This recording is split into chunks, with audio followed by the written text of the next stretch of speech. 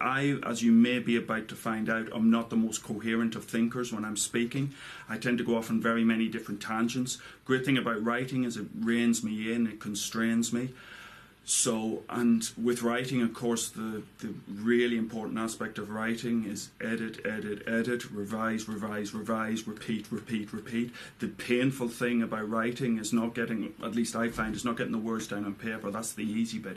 The really painful bit is the blood, sweat and tears you pour into that, and then you have to go, well, actually, no, this is a bit rambling. I like it, but it's not really contributing to the message, and cut it down. When I'm speaking, that process doesn't happen, and so in lectures I'm constrained a little bit in terms of, I deliberately constrain myself in terms of, there's a set of PowerPoint slides and I speak to those and I talk around them, but there's an overall framework. In a sort of debate format, or I've been involved in a number of things online, which are much more open format, and it's just terribly incoherent. I much prefer writing to speaking, much prefer writing to speaking. Right, next one was D. It was. So, my writing style.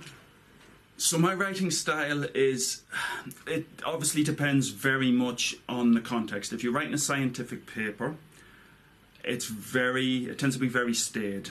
Even having said that, though, one thing that does irritate me is just how staid it can be. You know, how many papers start off. In recent years, it has become of increasing interest to look at phenomenon X or whatever. We can do a little bit better than that, but there's obviously, and to be fair, journals like Science, Nature, Nanoletters, etc. have increasingly tried to move away from that very constrained type of writing. But, you know, there's a massive difference between writing a scientific paper and trying to write for a broader audience.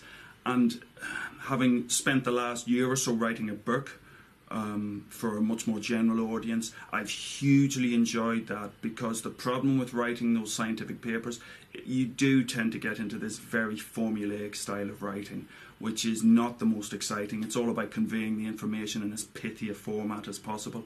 You know, things like tone and timbre and just the cadence and how you put the entire sentences and paragraphs together. It's not so important for scientific papers, but it is really important if you're trying to engage a wider audience.